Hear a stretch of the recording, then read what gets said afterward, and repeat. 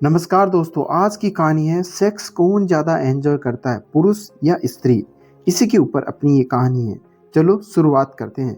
ये एक काफ़ी पुरानी बहस है कि संभोग के वक्त स्त्री और पुरुष में कौन ज़्यादा आनंद उठाता है। इस बारे में सबके अलग अलग मत हो सकते हैं। हिंदुओं के प्रसिद्ध धर्म ग्रंथ महाभारत और ग्रीक के धर्म ग्रंथ में इस प्रश्न का जवाब देती दो कथाएं हैं और आश्चर्यजनक रूप से दोनों पौराणिक कथाओं का निष्कर्ष एक ही है। आज इस लेख में हम आपको एक कथा बताएंगे। जब युधिष्ठिर ने पितामह भीष्म से किया यह प्रश्न।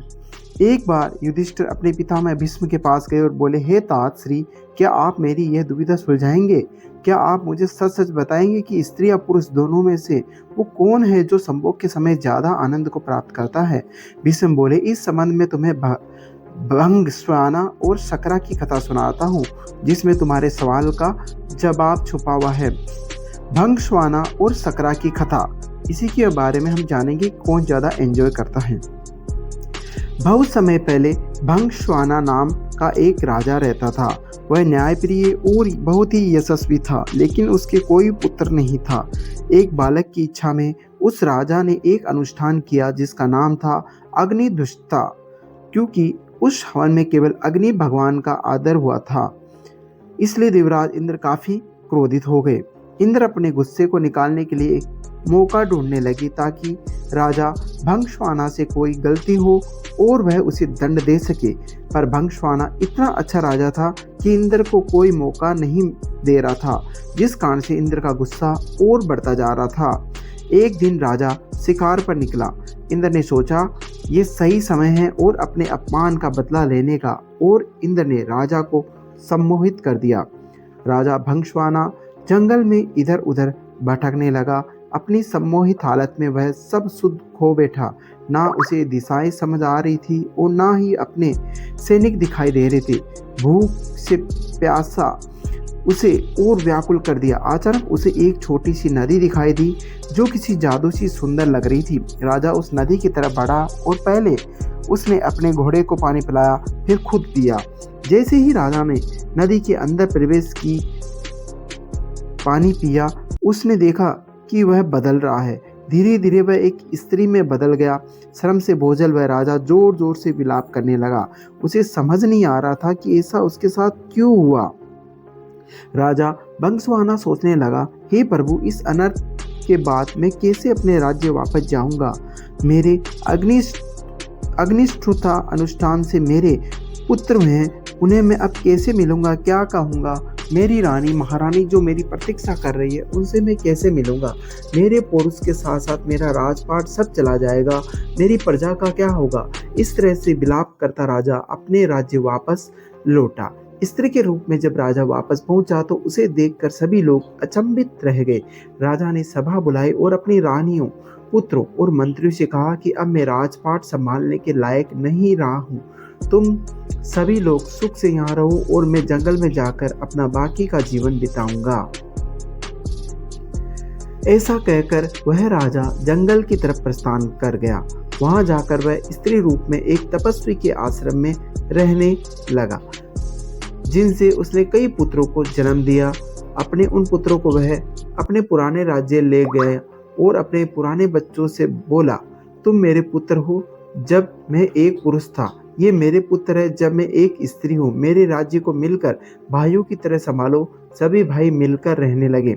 सबको सुख से जीवन व्यतीत करता देख देवराज इंद्र और ज्यादा क्रोधित हो गए और उनमें बदले की भावना फिर जागने लगी। इंद्र सोचने लगा कि ऐसा लगता है कि राजा को स्त्री में बदलकर मैंने उसके साथ बुरी की जगह अच्छा कर दिया। ऐसा कहकर इंद्र ने एक ब्राह्मण का रूप धारा और पहुंच गया राजा भंगस्वाना के राज्य में। जहां जाकर उसने सभी राजकुमारों के कान भरने शुरू कर दिए।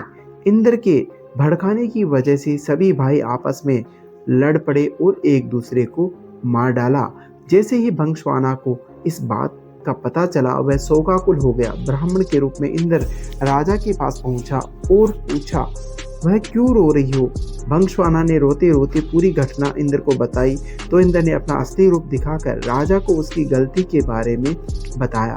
इंद्र ने कहा, क्योंकि तुमने सिर्फ अग्नि को पूजा और मेरा अनादर किया, इसलिए मैंने तुम्हारे साथ ये खेल रचा। ये सुनते ही भंगश्वना इंद्र के पैरों में गिर गया और अपने अनजाने में किया अपराध के लिए क्षमा मांगी। राजा की ऐसी दयनीय दशा देखकर इंद्र को दया आ गई। इंद्र ने राजा को माफ करते हुए अपने पुत्र को जीवित करने का वरदान दिया। इंद्र बोले, हे स्त्री रूपी राजन, अपने बच्चों में से किन्हीं एक को जीवित कर लो। भंगश्वना ने इंद्र से कहा, अगर ऐसी ही बात है तो मेरे उन पुत्रों को जीवित कर दो जिन्हें मैंने स्त्री की तरह पैदा किया है।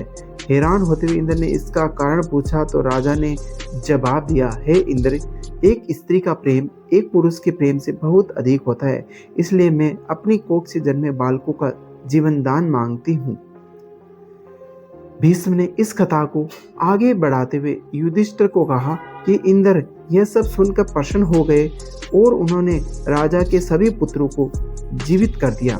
उसके बाद इंद्र ने राजा को दोबारा पुरुष रूप देने की बात की। इंद्र बोले, तुमसे खुश होकर हे भंगश्वना, मैं तुम्हें वापस पुरुष बनाना चाहता हूँ, पर राजा ने साफ मना कर दिया। स्त्री रूपी भंगश्वना बोला, हे देवराज इंद्र, मैं स्त्री रूप में ही खुश हूँ और स्त्री ही रहना चाहता हूँ। यह सुनकर इंद्र उत्सुक हो गए और पूछ बैठे कि ऐसा क्यों राजन? क्या तुम वापस पुरुष बनकर अपना राजपाट नहीं संभालना चाहते? भंगश्वाना बोला, क्योंकि संभोग के समय स्त्री को पुरुष से कई गुना ज्यादा आनंद, तृप्ति और सुख मिलता है, इसलिए मैं स्त्री ही रहना चाहूँगा। इंद्र ने तथास्तु कहा और वहां से प्रस्थान किया। भीष्म बोले, हे युधिष्ठिर, यह बात स्पष्ट है कि स्त्री को संबंधों के समय पुरुष से ज्यादा सुख मिलता है। दोस्तों, कहानी कैसी लगी? आप इसे लाइक, कमेंट्स और अपने दोस्तों के साथ शेयर करके चैनल को सब्सक्राइब जरूर कर लेना। मिलते हैं अगली ऐसी और दिलचस्प स्टोरी के साथ। नमस्कार।